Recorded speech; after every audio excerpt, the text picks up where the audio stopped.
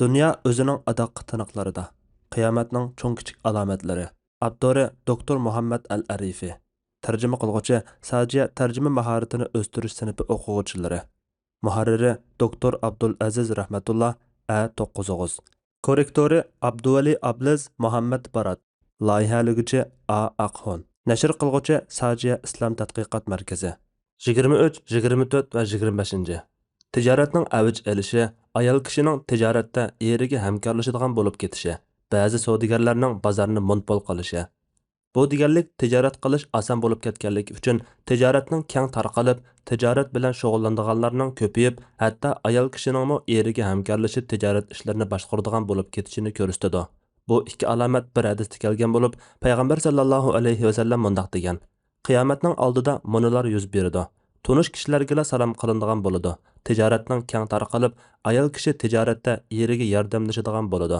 Seyli rahim uzilib ketadi. Yolg'on guvohlik beriladigan, rost guvohlik berilmaydigan bo'ladi va qalam ishlatish, savodliq bo'lish umumlashib ketadi. Amir ibn Tag'lib radhiyallohu anhu rivoyat qiladi-ki, payg'ambar sallallohu alayhi va sallam mundaq degan: Tuvandagilar qiyomatning alomatlaridandir.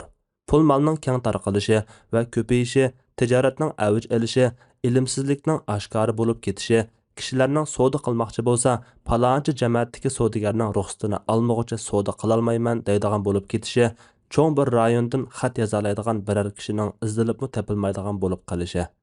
Payg'ambar sallallohu alayhi va sallamning kishilarning savdo qilmoqchi bo'lsa, palonchi jamoatdagi savdogarning ruxsatini olmoqcha savdo qilolmayman deydigan bo'lib ketishi deganidan cho'ng tijoratchilar kapital egalari yoki import-eksport vakolatchilari bo'lishi mumkin.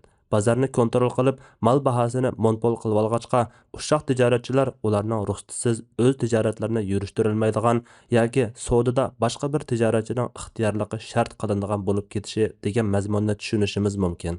Payg'ambar sallallohu alayhi va sallamning cho'ng bir rayondan xat yozalaydigan biror kishi izdilibmi topilmaydigan bo'lib qolishi degan so'zi bilan boshqa hadislardagi xat yozishning keng tarqalishi haqidagi bayonlardan kompyuter, yanfon, ovozni yoziqqa aylantirib beradigan yumshoq detallar va shuningga o'xshash yangicha xat yozish qurollari keng tarqalib, qo'llari bilan xat yozolmaydigan yoki yozishni yaxshi bilmaydigan bir avlod kishilar paydo bo'ladi degan mazmunni tushunishimiz mumkin. Yoki bu hadisdagi xat yozalaydigan kishi degandan savdo setiq ahkomlarini pishiq biladigan, tijorat to'xtamlarini yozib beradigan va bu qilganlarga mukofot ta'min qilmasdan savobli ko'zlaydigan kishilar maqsad qilingan bo'lishi mumkin. 26. Yolg'on guvohliklarning beriladigan bo'lib ketishi. Yolg'on guvohlik bir kishining boshqalar ustidan guvohlik berganda yolg'on so'zlab, palonida palonchining haqqi bor deb o'ydirma bo'xton chaplishi bo'lib, bu cho'ng gunohlarning qatoridandir. Payg'ambar sallallohu alayhi va sallam sahobalarga qayta 3 qatim "Men sizlarga cho'ng gunohlarning eng cho'nglaridan xabar bermaymi?" degan edi sahobalar. "Ma'qul, xabar bersizlar ya Rasululloh" dedi. Rasululloh Allohga sherik keltirish, ota-onani qaqshitish deb tik o'ltirdi. Aslida yulinib o'ltirgan edi. Ondan "Agah bo'linglar, saxta so'z va yolg'on guvohlik berish. Agah bo'linglar, saxta so'z va yolg'on guvohlik berish" dedi. Rasululloh ashu so'zni endi to'xtab qolsichu deb qolgudek darajada qayta takrorlaverdi. Bu ishning keng tarqalishi va kishilarning uni odatdagi ishdek chaqlaydigan bo'lib ketishi qiyomatning alomatlaridandir. Ilgari o'tib bo'lgan bir hadisda Rasulullohning qiyomatning oldida monolar bo'ladi deb ularning orasida yolg'on guvohliklarning beriladigan bo'lib ketishini tilga olgan. Yolg'on guvohlik berish faqat sudchi yoki hukmdorlarning oldida beriladigan shohidlikni ko'rsatmaydi, balki u barliq guvohliklarga o'rtaqdir. Shirkat organlaridagi xizmatchilarning boshliqqa oldidagi guvohligi, o'quvchilarning maktablardagi guvohligi, bolalarning ota-onalari oldidagi guvohligi qatorliqlarimi shuning jumlasidandir. Payg'ambar sallallohu alayhi va sallam yolg'on guvohlik yoki yolg'on qasam orqali kishilarning haqqini yeyib olishdan to'sib, kimki biror musulmonning haqqini yolg'on qasam bilan olib olsa, Alloh uningga darg'azab bo'lgan holda muloqot bo'ladi degandan keyin mono oyatni o'qigan. Allohga bergan ahdini va qasamlarni ozg'ina badalga tegishadiganlar oxiratda Allohning rahmatidan hech qanday nasibiga erisha olmaydi. Qiyomat kuni Alloh ularni xush qiladigan so'zni qilmaydi. Al-Imron surasi 77-oyat. Abu Umama radhiyallohu anhu rivoyat qilib dediki, payg'ambar sallallohu alayhi va sallam kimki biror musulmonning haqqini yolg'on qasam bilan olib olsa, Alloh uningga do'zaxni tegishli qilib, jannatni harom qiladi dedi. Bir kishi Rasulullohga Azg'ana narsa bo'lsa-mu shundoq bo'lamdi, ey Rasululloh dedi payg'ambar sallallohu alayhi vasallam. Bir tal misvak shexchilik narsa bo'lsa-mu shundoq bo'ladi dedi. 27. Rost guvohlikning yoshiriladigan bo'lib ketishi. Allah Taala musulmon kishini qarindishiga mayli u zolim bo'lsin yoki mazlum bo'lsin, yordam qilishga buyurgan bo'lib, zolim bo'lsa uni zulm qilishdan to'sishi, mazlum bo'lsa agar kuchi yetsa haqqini elib berish kerak. Allah Taala yana rost guvohlikning yoshirilishidan to'sib mundaq degan: Guvohlikni yoshirmanglar. Kimki uni yoshirdigan, haqiqatan uning dili gunohkor bo'ladi. Baqara surasi 283-oyat. Zaman oxirida kishilar bir-birining haqlarini yeb oladi. Haqiqatni biladigan kishilar uni oshkora qilmay jim turib oladi. Haqni so'zlashga kuchi yetsimi, o'z manfaatlarini, guvohchilikni ado qilishdan ustun bilgachga beshini ichiga tiqib olib, haqni so'zlamaydi. Xuddi ilgari o'tgan bir hadisda payg'ambar sallallohu alayhi vasallamning qiyomatning oldida munolar bo'ladi degan so'zida rost guvohliklarning yoshiriladigan bo'lib ketishi deb tilga olganidek, bumi qiyomatning alomatlaridandir. 28. Diniy jihatda ilmsizlikning avj olishi. Allah subhanahu va taolo payg'ambari sallallohu alayhi vasallamni ilm o'rganishga buyurib, "Ey Parvardigorim, ilmimni ziyoda qilgin" degan. Taha surasi 114-oyat. Shunga payg'ambarimiz ilm o'rgangan va boshqalarga o'rgatgan. Payg'ambar sallallohu alayhi vasallam diniy jihatda ilmsizlikni ayblab, qo'pol, ochko'z, to'la jadal qilib bozorda suran soladigan, kechasi namozlarga qo'pmay butun kecha o'likdek uxlaydigan, kunduzi eshakdek ishlaydigan, dunyo ishlarini biladigan, oxirat ishlarini bilmaydigan kishini Alloh yomon ko'radi degan. Yana diniy jihatda ilmsizlikning tarqalib ketishining qiyomatning alomatlaridan ekanligini aytib, qiyomatning oldida ilm ko'tarilib ketib, ilmsizlik o'rin oladigan kunlar bo'ladi degan. Yana bir rivoyatda qiyomatning oldida ilm ko'tarilib ketib, diniy jihatda ilmsizlik avj olib ketadigan kunlar keladi deb kelgan. Payg'ambar sallallohu alayhi vasallam yana kiyimning kashtisi o'chgandek islomning izi o'chidi. Hatto roza, namoz, qurbonlik, zakotning nimaligi bilinmay qoladi degan.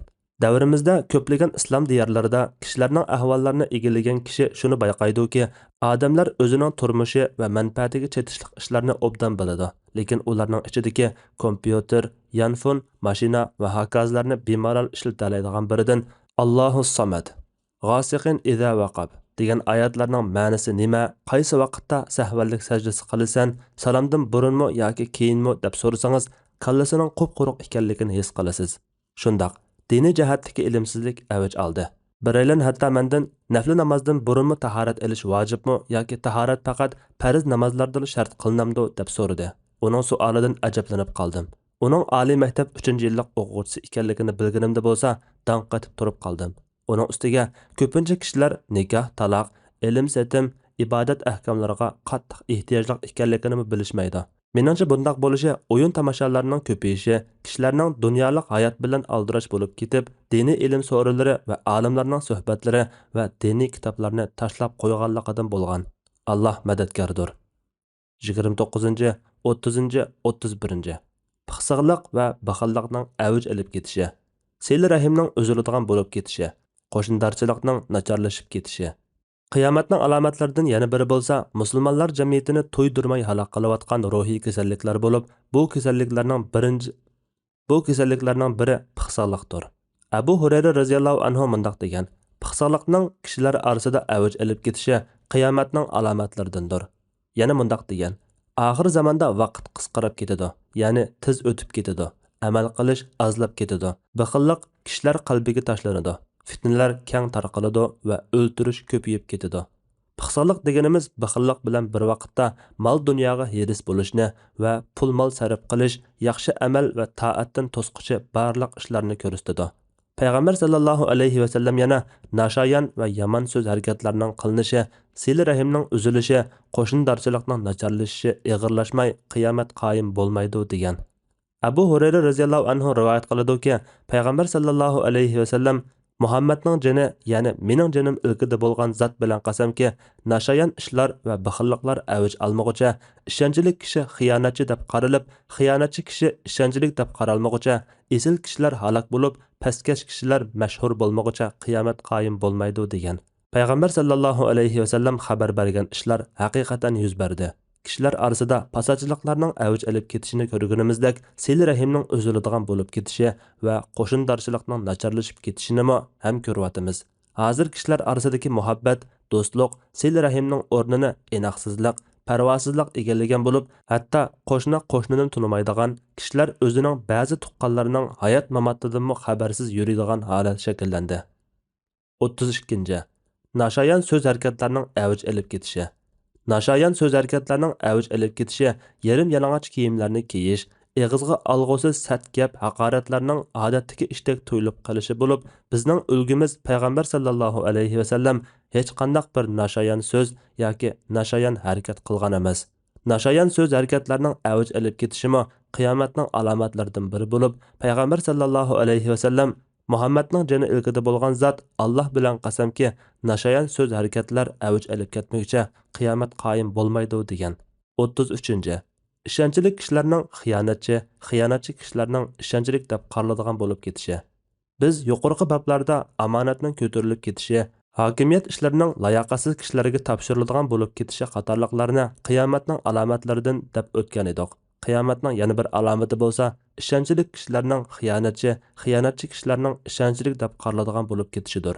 Ya'ni omonatdor, ishonchli kishilarga gumon nazari bilan qaralib, ularning rostchilligi va omonatdorligiga ishonch qilinmaydigan, aksicha yolg'onchi, taqsikash munofiqlarga va pastkash xiyonatchilarga ishonch qilinadigan bo'lib ketishidir. Payg'ambar sallallohu alayhi vasallam bu vaqtda Muhammadning jini ilkida bo'lgan zot bilan qasamki, mundaq ishlar bo'lmoqcha qiyomat qoyim bo'lmaydi deb kelib, bu ishlar qatorida ishonchli kishi xiyonatchi kishi ishonchlik deb qaraladigan bo'lib ketmoqcha deganni tilga olgan. 34. Esil kishilar tugab ketib, pastkash kishilarning davr surishi. Bu qiyomatning alomatlaridandir. Ya'ni esil kishilar, donishmandlar, aqllar va olimlar tugab ketib, bir turkum pastkash kishilar davr surdi. Ular kishilarning eng nadon, eng pastkashlari bo'lishiga qaramay, jamiyat shularga qoladi. Payg'ambar sallallohu alayhi vasallam bu vaqtda Muhammadning jini ilkida bo'lgan zot bilan qasamki, mundaq ishlar bo'lmoqcha, qiyomat qoyim bo'lmaydi deb kelib, esil kishilar tugab ketib, pastkash kishilar davr surmigicha deganni tilga olgan. Pastkash kishilarning davr surishi deganlik, ularning turli amal mansablarga ega bo'lishi, axborot vositalarining kecha-kunduz ular uchun xizmat qilishi, shundaqla ularning atrofida do'mboqchilarning ko'p bo'lishi deganlikni, esil kishilarning tugab ketishi deganlik, ularning axborot vositalaridan yiroqlashtirilib, kishilardan ayirib etilishi deganlikni ko'rsatsa kerak. Şoňa jamiyatda naqshi usul va shuningdek buzuqchiliklarni kasb qilganlar mashhur bo'lib ketib, tibobat, injenerlikqa o'xshash ilmiy sohadagilar kashfiyatchi olimlar bo'lsa bir chetda qolmoqda. Gerçi hozir nurg'un kishilar diniy so'rovlarga yuzlanayotgan, ko'plagan islom allarida ulamolar, da'vatchilar izzatlanib, kishilar ularning so'rovlariga hirisman bo'layotgan, axborot vositalarida diniy kanal va programmalar kunsiy ko'payib, musulmon emaslarmi bu turdagi programmalarga qiziqayotgan, shundaqla bu jihatda nurg'unlagan manfaatlar hosil bo'layotgan bo'lsa-mu, lekin umumiy jihatdan yuqorqi ta'sir yuzlanish yanada ko'rinarlikdir. 35. Kishilarning pul mol tepishda halol haromga parvo qilmaydigan bo'lib ketishi. Musulmon kishi taqvodorligi ojizlab, imoni sustlab ketganda, asalla shubhalik ishlarga tushib qoladi-da, asta-asta haromga yuzlanib, pul malini haloldan topdimi yoki haromdan topdimi buniga parvo qilmaydigan bo'lib ketadi. Bu xil illat zamonimiz kishilar orasida xilila umumlashib qoldi. Abu Hurayra roziyallohu anhu payg'ambar sallallohu alayhi vasallamning mundaq deganligini rivoyat qilgan. Kishilarga shundaq bir zamonlar keladi-ki, ular o'zlarining mol dunyosini haloldan topdimi yoki haromdanmi buniga parvo qilmaydigan bo'lib ketadi. Hozir atrofimizni kuzatib boqadigan bo'lsak, nurg'unlagan kishilarning halol harom deb ayirib o'ldirmasdan har qanday yo'l bilan mol dunyo tepishga o'zini urayotganligini bayqaymiz. Mana mushu yomon illat tufaylidan musulmonlar jamiyati buzilib, kishilar aroq tamaka va ayollarni yarim-yalang'och qilib qo'yadigan g'arbcha kiyim-kechak savdosi bilan shug'ullanish, jazoni qilish, do'kon rastlarni harom savdo bilan shug'ullanuvchilarga ijaraga berish qatorliq harom ishlarni eg'ir olmaydigan bo'lib qoldi. Albuki Alloh subhanahu va taolo halol narsalarni yanglar degan edi. Mu'minun surasi 50-oyat. Alloh subhanahu va taolo pokdir. Faqat va faqat pok narsalarni qabul qiladi. Haromdan o'sgan har bir parcha go'sht do'zaxga eng loyiqdir. Zamonimizda shubhalik narsalardan ehtiyot qiladigan kishilar boshqalarning nazarida benormal kishilarga aylanib qoldi. Pora qabul qilmaydigan kishilar bo'lsa, o'zining amal mansaplarini tutib turolmaydigan holga tushib qoldi. Halbuki payg'ambar sallallohu alayhi vasallam bu ishlardan ogohlantirib, shubhalik ishlardan hazar aylagan odam dinini va obro'yini saqlagan bo'ladi. Shubhalik ishlarni qilgan odam asalla haromga tushib qoladi degan edi. Alloh subhanahu va taolodan bizni hidoyat qilib, dinda mustahkam qilishini so'raymiz. Amin. G'animatlarning baylar orasida taqsim qilinadigan bo'lib qolishi. G'animatlar dushmanlarning musulmon qo'shinlaridan qo'rqib tashlab qochib ketgan mol-mulklari va yoki ularning jangga kirishdan burun musulmonlarga taslim bo'lishi orqali qo'lga keladigan o'ljilarni ko'rsatadi. Bu turdagi g'animatlar Alloh subhanahu va taolo tuvandagi oyatda buyrug'ini bo'yicha musulmonlar orasida adil taqsim qilindi. Alloh payg'ambariga g'animat qilib bergan ahli Qura, ya'ni Bani Qurayza, Bani Nazir, Padak va Xaybar kuffarlarining mollarini ichinglardagi baylar orasida qo'ldan qo'lga o'tib yurmasligi uchun Allohga, payg'ambarga, payg'ambarning xish aqribolariga, yetimlarga, miskinlarga, ibn sabillarga xos qildi.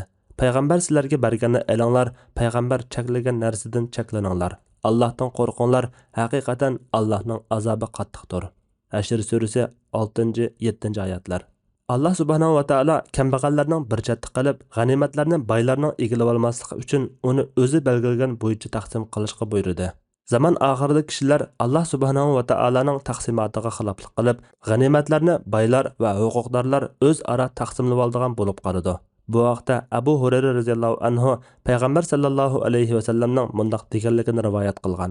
Agar g'animatlar boylar orasida o'zaro taqsim qilinadigan bo'lib qolsa, omonat o'ljaga aylanib qolsa, 37. Amonatning o'ljaga aylanib qolishi. Alloh subhanahu va taolo amonatni yaxshi asrab, o'z egalariga qaytarishga buyurib mundaq deydi. Shubhasizki, Alloh sizlarni amonatlarni o'z egasiga qaytarishga buyurdi. Nisa surasi 58-oyat. Zaman oxirida saqlab berish uchun bir kishiga mol-mulk amonat qo'yilsa, amonat olg'uchi amonat egasini tonimas bo'lib olib, amonatni o'zining qilib oladigan bo'lib qoladi. 38. Kishilarning zakatni chin ko'nglidan rozi bo'lib bermaydigan bo'lib ketishi. Aslida kishilar mol dunyolarining zakatini chin ko'nglidan rozi bo'lib berish kerak edi. Chunki zakat mol dunyolarni haromdan poklaydigan, bandini Parvardigoriga yaqinlashtiradigan bir turlik ibodat bo'lib, hargizmi boj yoki jarimanaga o'xshamaydi. Zaman oxirida kishilar orasida ochko'zlik, bixillik illatlari yamirab, boylar mollarining zakatini rozimanlik bilan ayirmasdan xuddi majburiy ilinadigan jarimanadek his qilib, bearomlik ichida ado qiladigan bo'lib ketadi. Ularning zakat berishdagi niyati sap bo'lmag'achqa, Allohning nazaridagi zakatning ajridan quruq qoladi. 39. Shar'iy ilmlarning Allohdan boshqasi uchun o'rganiladigan bo'lib ketishi. İnsan aslida shar'iy ilmlarni o'rganish va o'rgatish orqali Alloh subhanahu va taologa qulchilik qiladi. Payg'ambar sallallohu alayhi va sallam bu vaqtda mundaq deydi. Alloh taoloning farishtalari, osmon zamin ahli, hatto o'z o'sidagi chumuylar va dengizdagi baliqlarmi kishilarga ilm o'rgatuvchilarga xayrli duo qiladi. Zaman oxirida bir bo'lik kishilar shar'iy ilmni Allohning roziligi uchun xolis o'rganmasdan, balki kishilar orasida izzat obro'yga, shon sharafga erishish maqsadida o'rganadi. Abu Hurayra radhiyallohu anhu payg'ambar sallallohu alayhi va sallamning mundaq deganligini rivoyat qilgan. G'animatlar boylar orasida o'zaro taqsim qilinadigan, shar'iy ilmlar Allohdan boshqasi uchun o'rganiladigan bo'lib ketsa, bu hadis keyin to'liq keltiriladi. 40. Erlarning ayollarga mayil bo'lib, onalarini qaqshtadigan bo'lib ketishi. Bumi qiyomatning alomatlaridan bo'lib, erlar onalarini qaqshtish badaliga ayollarning ko'nglini xush qiladigan bo'lib ketadi. Bu xil hodisa jamiyatimizda ko'p ko'rilishga boshladi. Biz nurg'unlagan bechora onalarning uyda o'zi yolg'iz turmush kechirayotganligini, bolalarning ularni anda-sanda yo'qlab qo'ydiganligini, xotin bolalarning bo'lsa keng kushoda, rohat farog'atda turmush kechirayotganligini ko'ryapmiz. Ata-onalar bolalar bilan birga yashagan taqdirdami, ularning kelinlari va navrilari bahramand bo'lgan g'amxo'rlikdan mahrum bo'layotganligini uchirtyapmiz. Payg'ambar sallallohu alayhi va sallam bu xil ahvoldan bishorat bergan bo'lib, Abu Hurayra radhiyallohu anhu payg'ambar sallallohu alayhi va sallamning mundaq deganligini rivoyat qilgan. Agar g'animatlar boylar orasida o'zaro taqsim qilinadigan, erlar ayollarga mayil bo'lib, onalarni qaqshtadigan, do'st birodarlar bilan yaqinlashib, otalarga parvo qilmaydigan bo'lib ketsa, bu hadis keyin to'liq keltiriladi. 43. Kishilarga fosiq kishilarning bosh bo'ladigan bo'lib ketishi. Aslida kishilarga eng yaxshi, eng olim, eng donishmand bo'lganlar bosh bo'lishi kerak. Shundaq bir zamonlar keladiki, kishilarga fosiq kishilar bosh bo'lib, hukmronlik qiladigan bo'lib ketadi. bundaq pasiq kishilarning hukmronlik o'rniga chiqishi ularning boshqalarga qaraganda mol dunyosining ko'p, aloqa doirasining keng, nasab martabasining yuqori bo'lganligi yoki maqsadga yetish uchun vosita tanlamaydigan kishilardan bo'lganligi sababidan amalga oshishi mumkin. 44. Kishilarga eng pastkash kishilarning bosh bo'ladigan bo'lib ketishi. Bu alomat yuqoridagi alomatga o'xshab ketadi. Zaman oxirida kishilar ichidagi pastkash insonlar mayli safarlarda bo'lsin, mayli biror ish uchun to'planganda bo'lsin, ularga bosh bo'ladigan, aksicha eng yaxshi va eng donishmand bo'lganlari bir chetda qoladigan bo'lib ketadi. Bu xil ahvol zamonning tubdan buzilishi va yoki pastkash kishilarning ko'payib ketishi sababli kelib chiqishi mumkin. Sajiya Islom tadqiqot markazi